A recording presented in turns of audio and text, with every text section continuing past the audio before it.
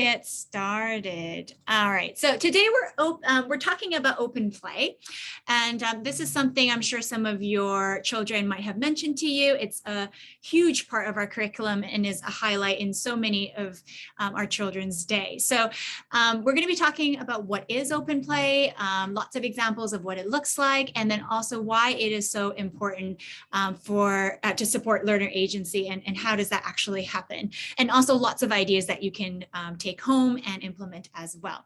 So just like the last webinar, feel free to use the chat box for questions throughout. I'll try to answer them as we move along, but hopefully we'll have a couple minutes at the end as well for some Q&A. All right, so to understand about open play, I wanted to give everyone some context around what is play. So you'll see here a continuum of play-based learning. And at one end, we've got child-directed free play, where the children are making all the choices about what to play, how to play, when to play. So there's a lot of child-initiated play there. And then on the other end, we've got an adult-directed play, which is an example of it would be learning games, where it's very, very structured. It's very rule-based, such as Jenga or Snakes and Ladders, and often it focuses on a particular skill in literacy and math. And then in the middle are different types of play as well on the play continuum.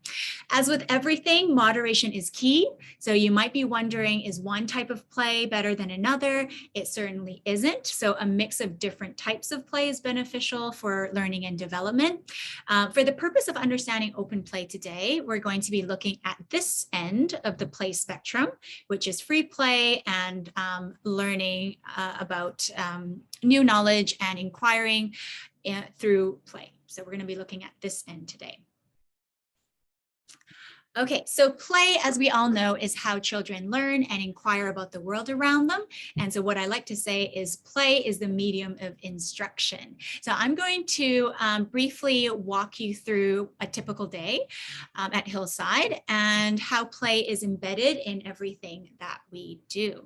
So this is a K1 example, but K2's is very similar. It's just that open play falls at a different hour for K1 and K2, but generally what happens in school is very, very similar. So a K1 might be coming to school. They arrive around 8:45 and then they go into their classes and they have arrival play.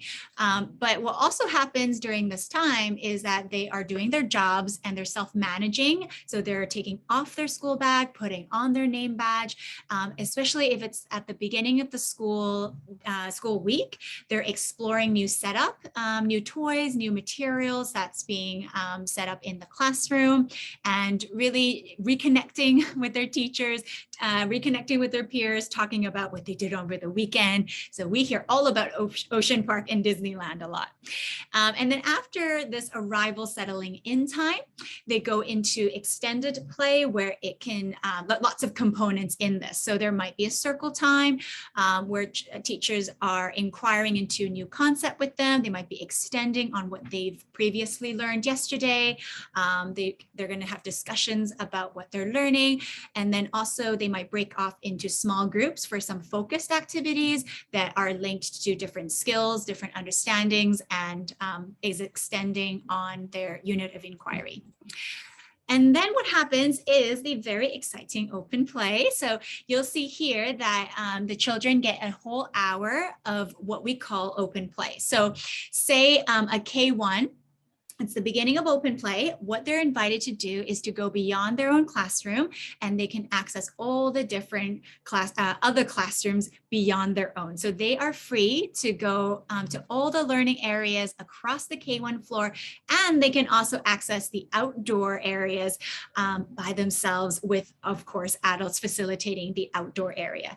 So during this hour of open play, it really is a time for children to learn about themselves as a learner, to make choices in their play, and they have the opportunity to play with other friends from other classes. So the opportunity for engagement and that building friendship is the possibilities are endless there.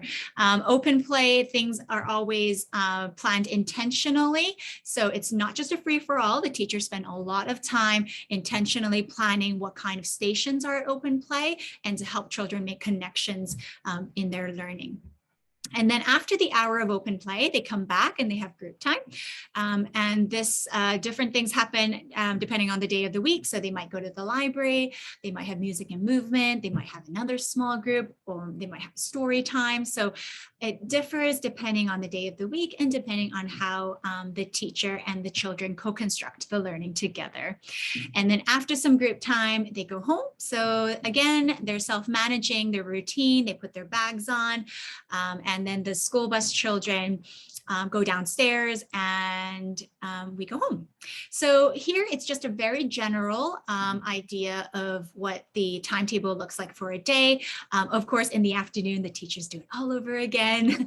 The K1 and K2 timetables can be found in the parent handbook in more detail, but generally this is the timetable of which we're working within. Okay. Okay, before I move on, one question. So open play, we talked about the spectrum of which children play in, from free play all the way to very structured rules-based learning games. To put into context, our open play program definitely falls within this end of the spectrum. So I'm going to dive right in and show you a clip from open play. And just for some context, this is K2 open play. All right, so this is something definitely the K1s are working towards. They are accessing the playground, but what you see here in terms of gross motor skills and social interaction, it's at a K2 level at this point. So this video was taken about a couple of weeks ago, and I want to invite you to watch closely and share what you notice in the chat box, okay? You might share what you see, what you notice, what you're wondering about. Okay, here we go.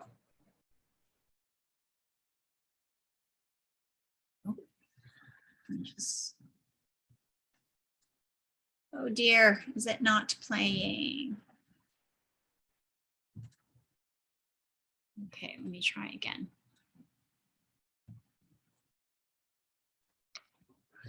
Okay, I think I might need to restart this. So sorry, parents, give me 10 seconds to restart this. Okay.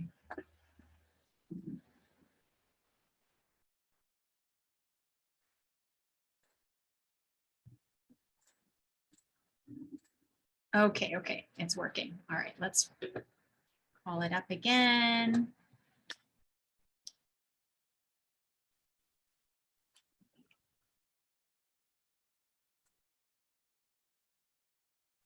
Oh, technology. Okay, here we go. I'm going to share the screen again. Okay, let's do it here. All right, do you see the video? Yes, okay, let's play it.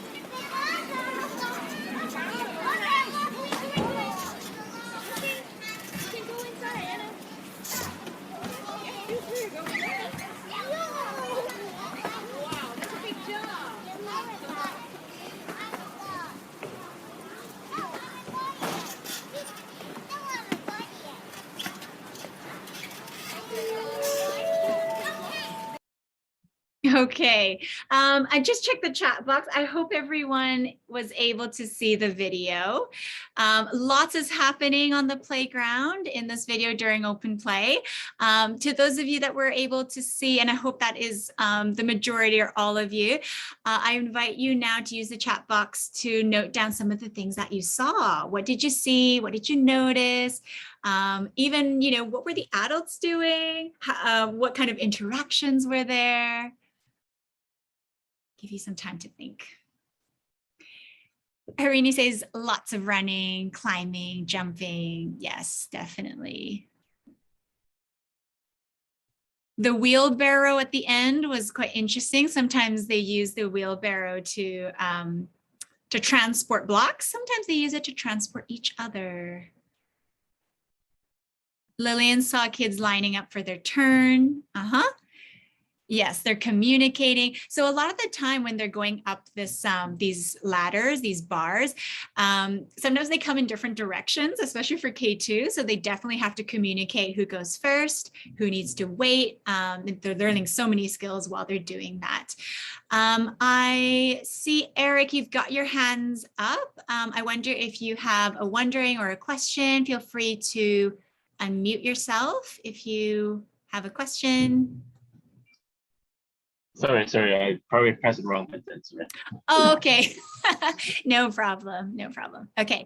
And then I see Red saying the children are really free to play. They can do whatever they want. Stefan says kids playing together rather than side by side. Yes, certainly in K2, you do see a lot of interactive play and not so much parallel play. But I can assure you, even during K1 open play, when I go outside right now, I see a lot of K1s interacting with each other, because that interaction, as we'll talk about later on, is not just oral, right? It's not just through words. They're interacting by gesturing, by inviting people to play with them. So great, that's a lot of ideas and lots of things that you noticed there. Now, a lot of the things that you mentioned, let me just go back to this. Okay, so a lot of things that you mentioned were things that that happen because children have agency, right? So you mentioned that they're really free to do what they want to. Now, I've given you here the definition of what the PYP says is agency. I'm just going to give you half a minute to read this. And as you read what agency means in the PYP, I want you to think about what jumps out at you. What do you find compelling, and how does it make you feel about your child's learning within the PYP? Again, if you want to share your thoughts, feel free to use the chat box. I'll just give you half a minute here to read.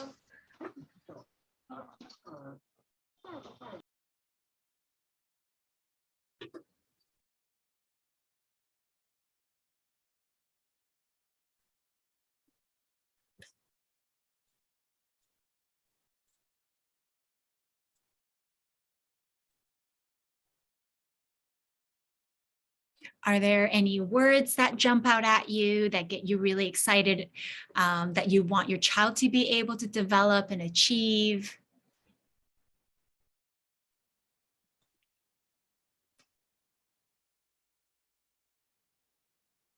Hey, Brenda, are we supposed to read something? Yes, there's a slide at the moment on agency. Are you not seeing that? I see K2 open play. I'm not sure about others. Yeah, Okay. Yeah. How about now? What do you Not see yet. now? Oh dear, technology's not on my side today. I see, yeah. Okay. All right, hold on a second. There you go. And now, okay, great. Yep. Okay.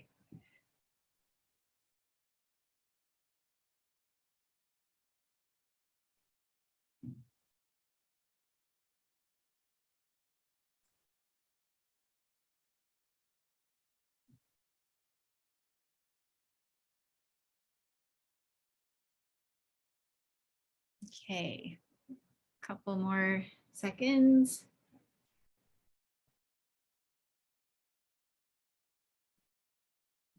All right. So when I read this definition for the first time, lots of things jumped out at me. There's so many things that I really want our children to develop at school.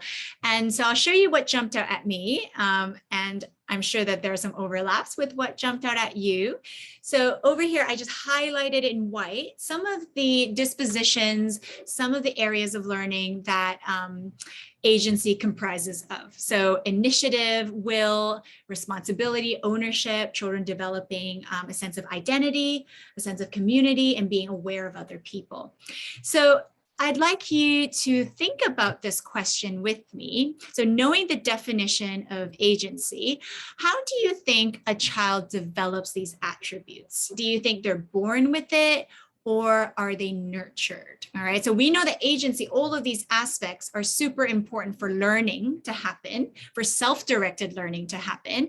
And I wonder what we think as a Zoom room, whether they are born with it or whether they are nurtured. So I pulled up a quick poll here for you to share your thinking. I purposefully didn't add a choice for both nature and nurture. That's me being cheeky. I would like you to choose the one that you feel more strongly about.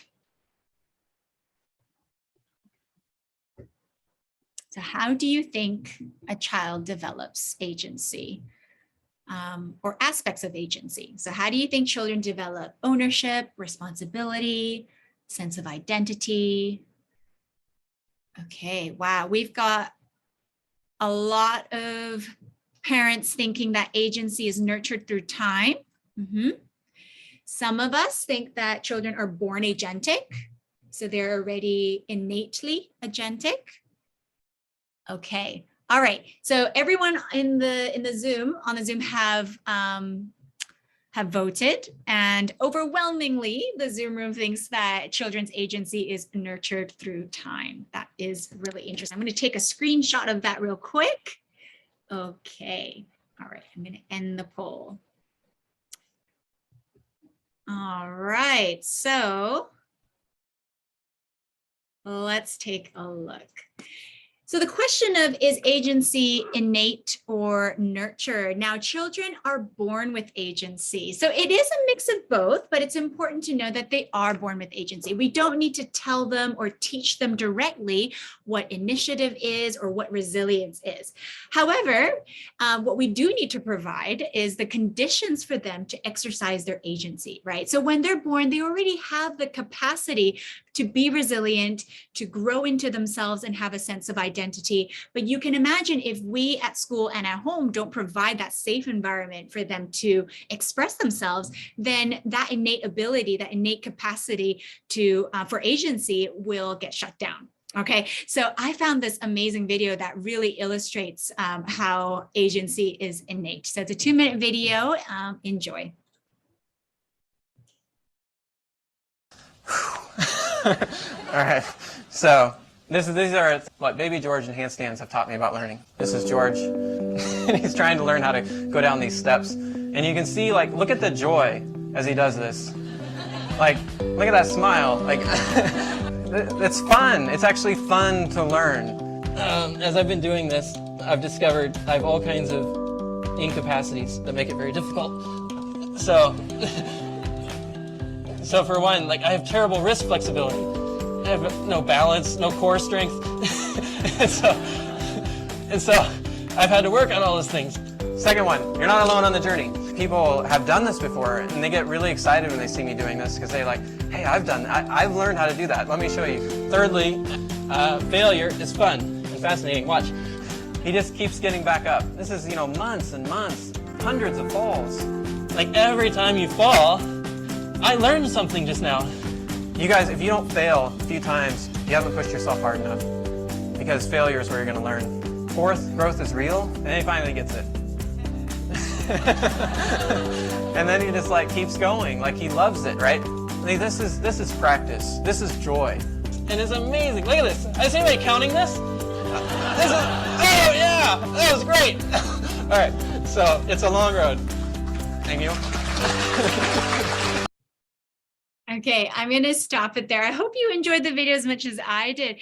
You know, when I first came across Baby George and this video, I just thought it so beautifully illustrates that children, babies, they're all born with this self-efficacy, this feeling that I can do it, even though they fall down, right? Even though they might fail, but they still believe in themselves because they're surrounded by an environment that supports them in believing in themselves. So agency, yes, it's innate, but it also needs to be nurtured through the environment and the support that we give children. So we're going to dive deeper now into the 3 components of agency, and we're going to see how Open Play supports this. All right, so here you see the graphic for agency from the PYP. It's made up of voice, choice, and ownership. So let's explore a little bit more about what voice means. So when a child exercises their voice, they ask questions and they think about their wonderings. So one thing that's important to know, and I tell our staff this all the time, that wonderings might not sound like a question. It might not sound like, why do volcanoes erupt, question mark, right? Especially when they're really young and they might say, I don't know, or I'm not sure. That is their way of wondering, of like, I don't know how that works, right? Or a child might say, I think maybe it's this or that, maybe it's a plane or a boat. You know, this uncertainty, this unsureness shows that they are curious and they're wondering about something. Again, I took this curiosity pose from the last webinar. This is them exercising their voice as well. So like I said, children having voice isn't just them using their words to express themselves. It's how they position themselves. It's how they show us through their gestures that they are curious and what their ideas are. They also use a variety of ways to express themselves. We just talked about, you know, using gestures, their body language, but they also love to sing and move in different ways to express themselves, and definitely through art, right? Through mark making, painting. That's how they put their ideas onto paper. When a child exercises voice, they also make connections with learning that is meaningful to them. They share what they know, and also they're learning about what challenges them so that they can build on new knowledge and transfer skills and understanding as the year progresses. One of the great things about student voice is that they can guide their own learning and take action. I think we talked a little bit about this in the PYP webinar last time. So they contribute their ideas to the class where they would like to go next in their inquiry, what they're interested in, so that they can co-construct their learning environment. This also encourages independence and self-management skills. And all of these things are happening during Open Play. So they might go to a station during Open Play and experience something new and really get involved and then make connections with, oh, you know, I was doing that in my classroom, right? And of course, we intentionally design learning experiences during Open Play that help them to explicitly connect what they're doing in class with what's going on during Open Play. And of course, when they exercise their voice, they are their own advocate for social emotional well-being. And we know that a sense of well-being in the classroom is vital to all learning. They have to feel safe to express their emotions, right? When they are showing their emotions, that's a way they're exercising their voice. They're telling us how they feel. And it's very important that in a safe, trusting environment, both at home and at school, that they know their emotions are validated and heard. And, you know, the brain science, it very clearly tells us that when a child has positive emotions, when they feel happy, when they feel motivated, that is when information processing happens. That is when they retain information.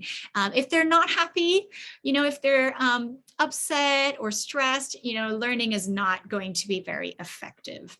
All right, let's take a look at what voice looks like with some tangible examples from Open Play. Okay, so this was during K1 Open Play, and we just talked about how one of the ways that children exercise voice is that they use different ways to express their ideas and guide their own learning. So over here in the outdoor area during K1 Open Play, we provided some hula hoops. And at the beginning of Open Play, they were scattered all around the outdoor area, and we didn't give them any specific instructions on what to do with the hula hoops. So we encouraged them to think of how they want to use them. And I Ivan here, he wanted to jump in them. So he went around the area, he gathered 3 hoops and he set this up all by himself, one in front of the other, and he hopped through them. And we can see Valerie here in the background, she's observing this. She's very curious about what this classmate's doing. And maybe in the future, this is something she might replicate in her play next time she goes to the playground. So Ivan here is very clearly exercising voice in that he is showing us what his idea is through play. Here is another K1 example. In the garden here, we had set up a little kitchen here, free play, and these children from the Panda class, they went up to Frankie, the class teacher, and they said, "We made soup, it's so hot." They had worked to create, work together to create this soup, and everybody had a role to play. And Frankie was super proud, and she was really excited telling me about this because it was the first time she had seen these children collaborate and make something together. So even in free play, those social skills and the social communication opportunities don't stop, right? And rather, actually, because they have that time and opportunity, these skills are developed very organically. Okay, so how can parents support a child's voice at home? So one of the key strategies that everyone, all of us can do, including our teachers and EAs here, is to be a lead learner. Think of yourself, position yourself as a learner alongside them and leading them in inquiry. So model that mindset for learning. Think out loud when you're with them. You can say things like, "I don't know either.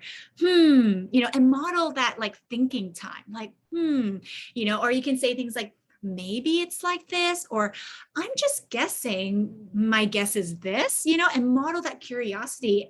Actually use that language like, "I'm curious about this," or, "Ooh, I see you looking at something. Let me take a look."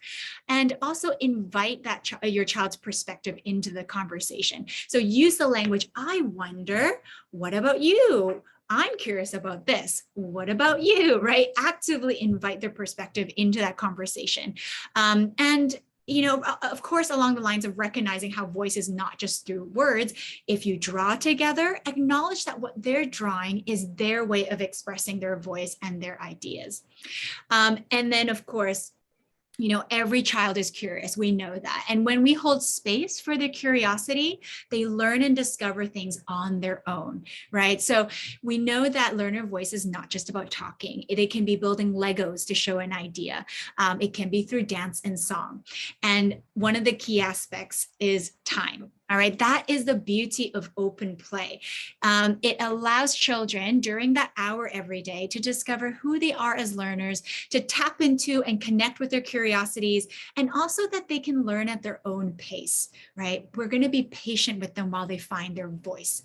We're going to be patient with them while they discover how they like to express their voice. And so during that hour, they're not being rushed. We're not saying, "Oh, you've only got 20 minutes in the outdoor area, then you got to go back inside," right? We're really allowing that time for them to think about and reflect, what do I like to do during open play? What kind of choices am I going to make as a learner? And certainly they're not hushed, right? We actively invite their voice in. And this happens a lot during open play, say in the role play area. They might bring things up like, "Oh, I want to add oranges," or "I want to add more plates for my friends." And, we're actively listening for their ideas. And then from day to day, we might be adding new things in the role play area through listening to children's ideas and what they would like to add to different stations. Okay, we're going to move on to choice. This aspect of agency. And so what happens when a child exercises voice? They are given the opportunity to choose what they're learning, what materials they want to use, what spaces they want to learn in, and what strategies, like how they're going to learn. And so for open play, there's stations all around the floor, the K1 and K2 floor and outside, and the child determines where they would like to play. And there's no time limit, so the great thing about this, this choice is that, say they're at the creation station and they really want to spend quite a lot of time working on their design and building box robots, for example. No one is there to rush them and be like, "You need to finish up. It's already been 30 minutes. They can really spend spend that time to work on their fine motor skills to really develop their thinking and creativity.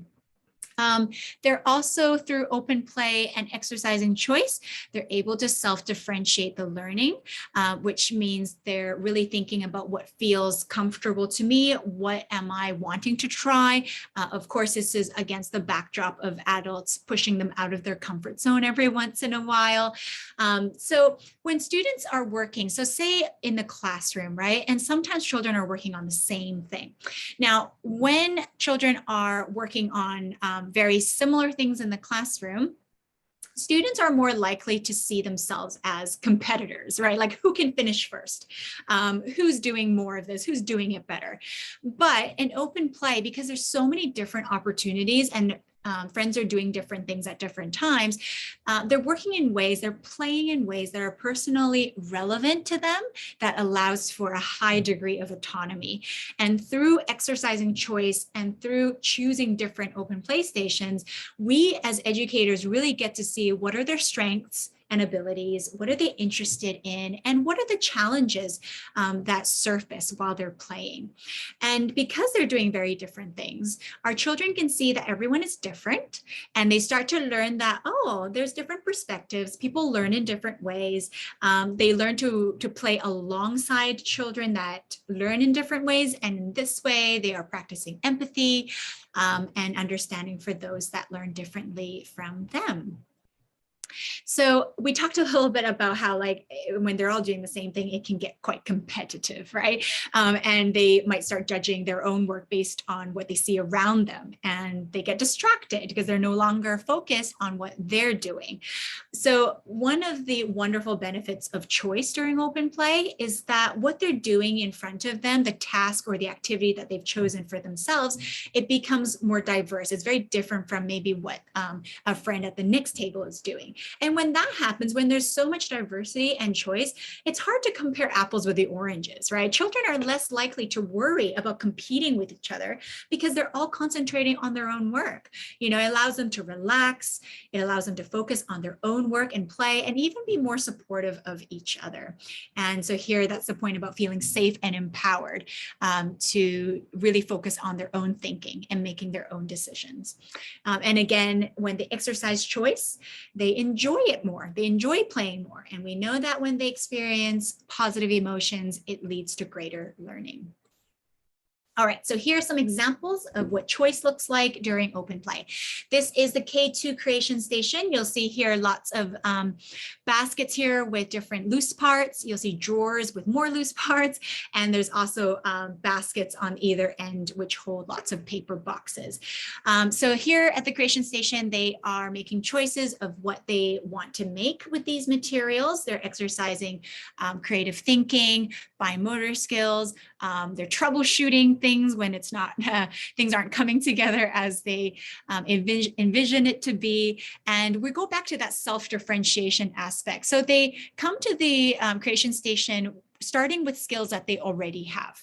And then the teachers are there to help them expand on their skill set. So for example, glue is a very common adhesive, right? So they're going to use glue to try and glue lots of things together, like boxes together. But because the glue is not dry yet, things do fall apart when they're carrying it to their classroom. So oftentimes I see children come back and be like, oh, this fell off, you know, all my feathers fell off my box.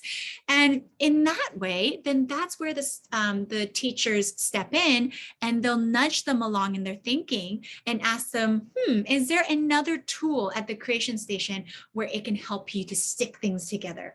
So it might be tape. It might be a stapler, it might be other forms of adhesives. So that's where you see Julia and Amy stepping in, is to really encourage children to take their thinking a little further and to learn specific skills that might be required at the creation station. So exercising this choice really helps children to understand their abilities and also to set goals like, oh, I don't really know how to use a tape dispenser. I'm going to spend some time learning how to use it. And so having this choice, working at their own pace, really helps them to become more skilled at being an independent thinker. This is a beautiful example of choice as well during K1 open play. You'll see here children from different classes, they're finding this common activity that they actually self-initiated. So they came together, they started holding hands, and they started just hopping around in a circle, and our teachers happened to capture that in a photo. This is a great example of how children feel safe and empowered to be spontaneous and flexible with their thinking. And also last time in the webinar, we talked about how children need time to build a relationship with the learning space. And this is a good example of how through time, when children have had a daily open play hour every day, they have gained this relationship and developed this really safe relationship with the outdoor space where they feel like they can do and anything that comes to mind, any ideas that they have, and involve other people in that play. Okay, I see a question. I'm just going to read out because I think you're not the only one that's wondering about this. So a parent asked, will we have a situation where kids will focus too much on one or a few activities and hence develop a few skills at the expense of others? Or will they move to other activities at their own pace? That is a really, really good question. And it's a question that we talk a lot when teachers meet for collaborative planning. So even when we are designing where activities go, we consider the flow of children. If one area is going to be super crowded because everyone wants to go there, we also reflect on individual children as well. Like, are they only gravitating towards the art area? Some children just really like to paint and they're there every single day, right?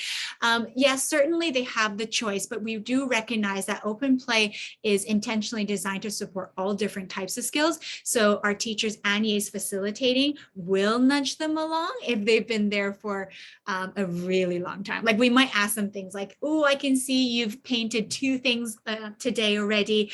Have you been outside, or have you been to the construction area? There's new things there. And so they will nudge them gently along. We do see that for the majority of the time, they do move on to other things. So they'll probably cover 4 or 5 areas during 1 hour of open play. And if they do focus too much on one or a few activities, it is something that we will reflect on. Like, is it like we'll think about why that is, and we'll think about strategies of how to support them to access other areas while honoring that voice, choice, and ownership and agency happening. But yes, we are very aware of certain children that might just gravitate to a few areas, and we definitely do nudge them to try out other things. Actually, one thing that we do too, just a response to that question, is that if there are areas of learning that we see children not engaging in so much, the teachers will often then design something very similar in their own classroom, so that in an even safer, familiar place, such as their own classroom, they get to experience the same things.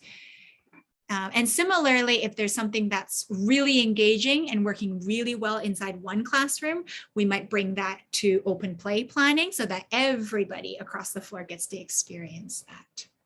So definitely teachers do a lot of reflection around open play and how it's going.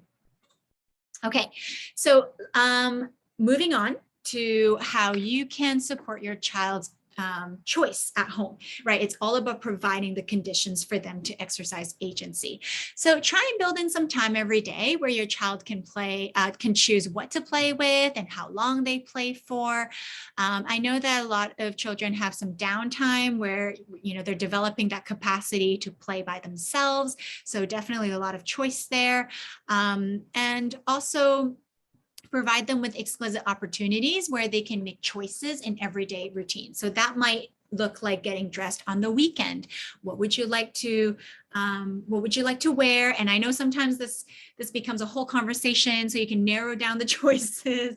It could be choosing a bedtime story. It could be choosing what to use at meal times. and it might be like a fork or a spoon or chopstick. And maybe it's not the best utensil based on what they're eating that day, but guess what? That's an opportunity for them to reflect on their choices, right? And it's something that's very easily built into their day. And also a key thing is to recognize that when children choose, it's an expression of themselves, right? We want to embody this mindset that when children are choosing, it's really them expressing their likes and needs, and they're expressing who they are as an individual. So sometimes we see children during open play who find it really challenging to make a choice of where to play or what to do. We do sometimes see children standing in one place and just kind of observing and looking and not making a play choice. And this sometimes happens because they're guided too much in their play outside of school, as in they're being told what to play with or how to play with something. And so when it comes to open play at school, they might find these choices really overwhelming. And in which case we would then make a plan with them to narrow down the choices. So sometimes we'll have a little visual and they might choose 2 things to do at open play, so it feels manageable and safe. And then moving on forward as they become more independent, then they don't need those scaffolds and those visuals anymore, and they can just access open play all on their own. But this is really helpful if you can provide them more with choice at home, and then in that way, when we give them choice at school, it's not so foreign. They're already in the habit of exercising agency and choice. Okay, the last aspect of agency is called ownership. So what is that? So when a child exercises ownership, they are intrinsically motivated and they are self-regulated. So it's something that I like to remind myself is that a child's play impulse is as strong as a child's desire for food or to sleep. And it is this intrinsic motivation that helps a child to develop their self-regulation of their feelings and desires. Because children eventually will find it more important to be part of the play with their friends than to satisfy their wants and needs at that moment. So for example, right now in K1, some children may be snatching or finding turn taking a challenge, but then as they play more and develop those friendships, they will learn to understand like, oh, I actually really want to play with friends. And they'll start to self-regulate and understand that turn taking is a way for me to engage with my friends in a friendly manner. And when they exercise ownership, it's also about them understanding what they're doing and why they're doing it. So they're not passive in their learning journey. They're not just given directions of what to play with or how to play with it.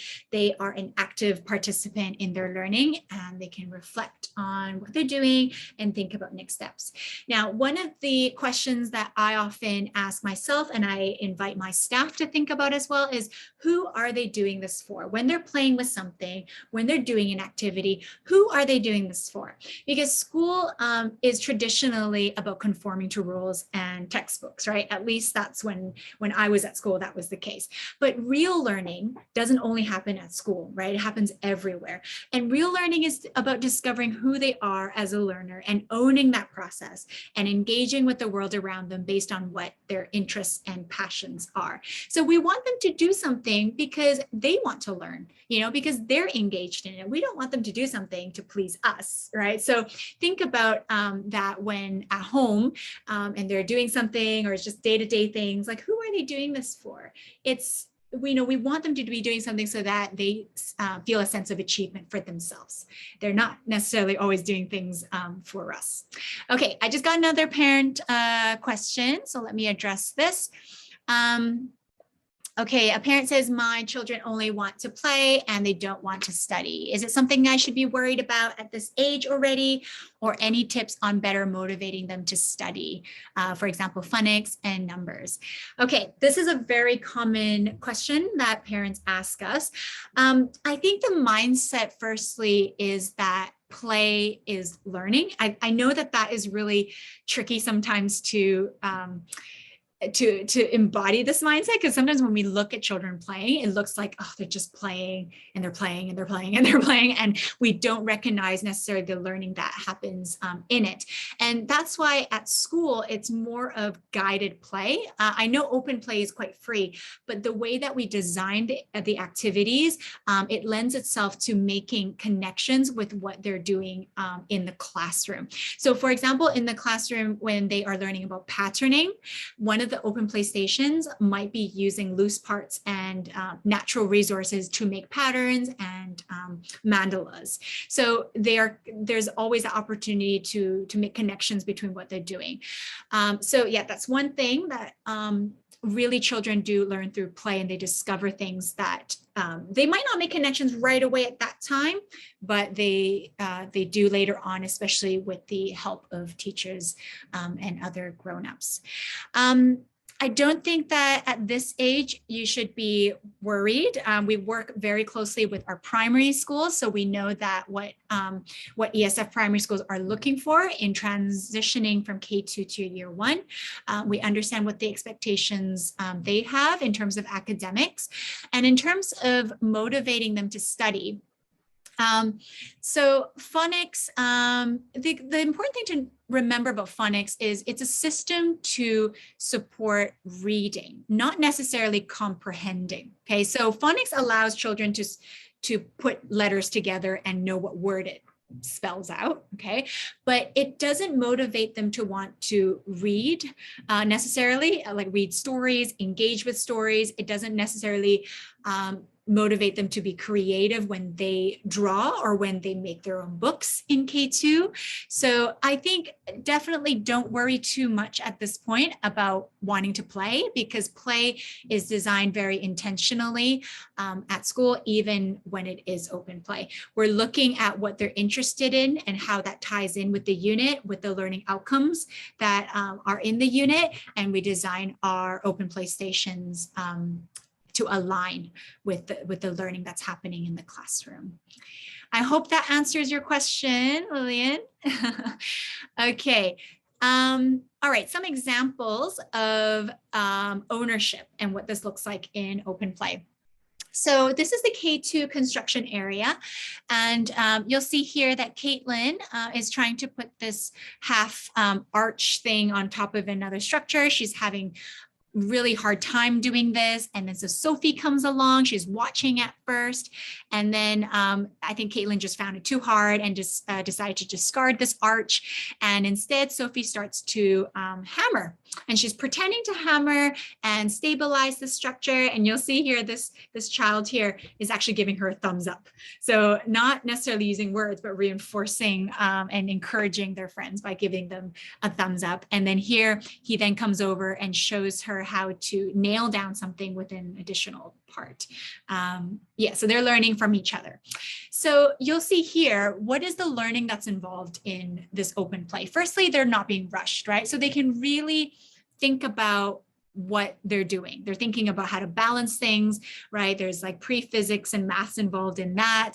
And then they're observing each other. We know that children learn so much by observing each other and adults. And then here there's like that opportunity where they took it upon themselves, which is ownership, to help each other out and extend on each other's play. And I'm going back to that question of who are they doing this for? So this kind of construction play, they certainly are not doing it for me. I know I was there taking photos, but not once did they really look at me. They're really doing this for themselves, but through having this ownership and this choice in the play, they are learning so much about how to encourage each other, learning through trial and error. So yeah, it's really lovely to see, especially in K2, how sometimes they can communicate with each other non-verbally and just show each other their ideas through adding on their play. This is a K1 example of ownership. So they were twisting paper to make a community tree. So twisting paper to make the branches and such. And some kids came over and they observed one child trying to twist. And that child was finding it really challenging. And also it's just the fine motor activity to support their fine motor skills. And what they discovered was when two people twist at the same time, it's easier. So we've got two dolphin friends and one child from frog class. And by doing so, we see that they're evaluating their own learning. They're thinking about what works, what doesn't work. And this whole thing about how, like no teacher had to invite someone over and be like, can you show your friend? They just took it upon themselves to help each other out. And this really shows ownership, that the learning process is active and it's not passive. They know that they're empowered to exercise their agency and think of ways to make learning more effective. Okay, so how might parents at home support ownership? So like my question, who are they doing this for? I like to prompt parents to think about what is something you're doing for your child that they can do by themselves. This might be choosing what to wear on the weekend. It might be setting the table, right? And I know this takes time, but every once in a while, if there is some additional time, let your child do more things that you normally help them with. And then also creating shared routines. So bedtime, think about who is deciding what bedtime looks like. What are the steps of bedtime? Do they have any say in it, right? Or like tidy up signals. Is it just an adult telling them, okay, you got to tidy up like right now?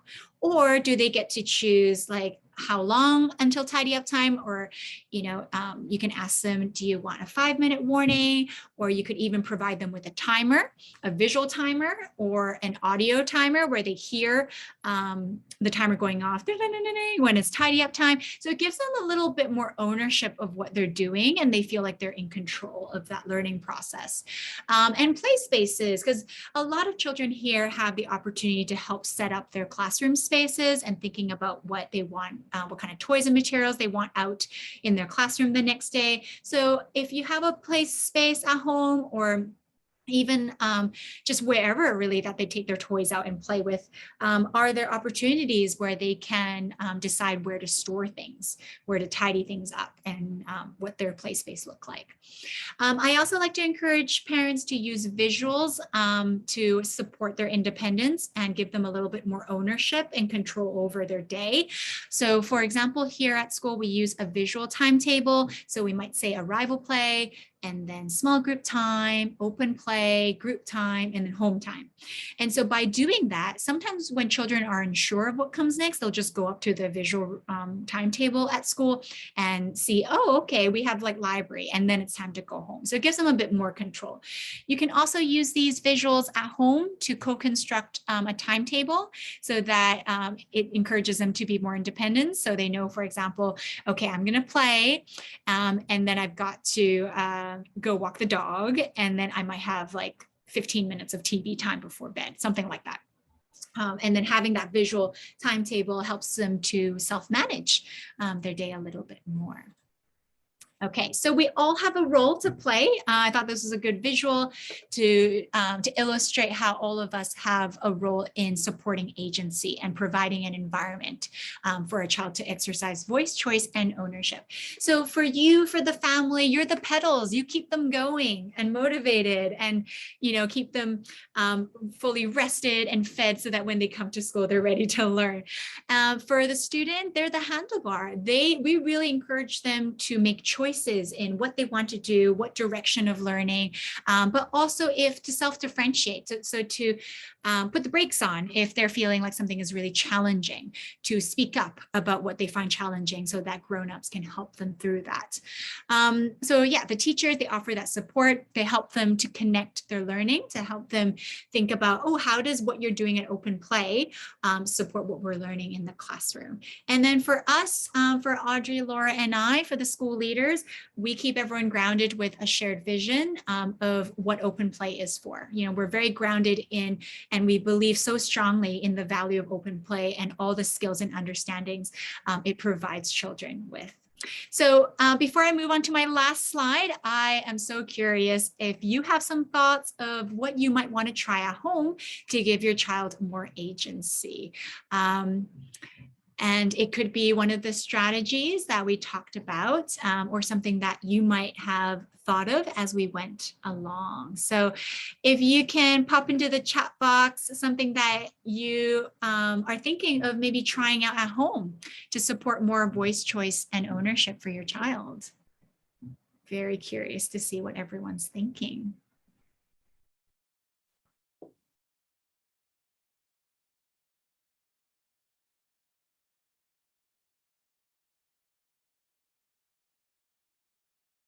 It's a lot that I've loaded on you today. So, okay. A question, how should we be looking at playing with siblings? It ends up becoming the older sibling instructing most of the time. How can we make it more collaborative? That is a really good question. We talked about this in a webinar last year, actually, on play.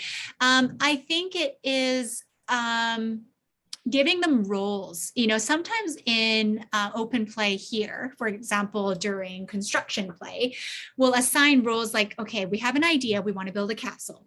All right, who would like to gather the materials? Who would like to start building as the engineer? And who is going to go grab some of the little people that lives in the castle? So assigning roles might be something that makes it more equal, and not necessarily the adults assigning roles, but for us to be like, okay, these are all the things that we need to make our castle. What do you guys want to be responsible for? And they can each take a role. The older, maybe one of the things too is having your younger one make choices first in terms of what they want to play with, and then your older one can take more of a supportive stance, and then vice versa. Your older one can choose something that they really want to play with and think about how can your younger one support that. So kind of one taking the lead. But the thing with this sort of sibling play is we need to really make it explicit, right? Who's taking on what role, who is being supported, who is taking the lead, because the more explicit it is, the more equal it is, and the more the less conflict that there will be. If you are interested in learning more about play between siblings and just generally how to facilitate play, please put that in the question, the survey after this webinar, because I was thinking around, you know, should I do the play webinar and conflict resolution and kind of working through challenging emotions during play, and I'd be curious to find out if parents would find that useful. Okay, I'm just aware of time. We got one more minute.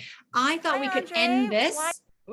I thought we could end this webinar today by sharing with you a video that I made of children explaining to you why open play is so significant to them and what they like about it. All right, so enjoy.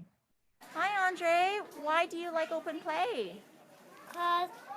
Because there's so much funding, and I can go on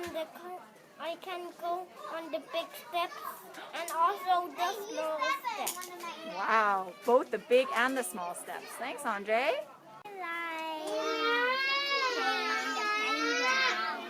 Oh, and why do you like open play? I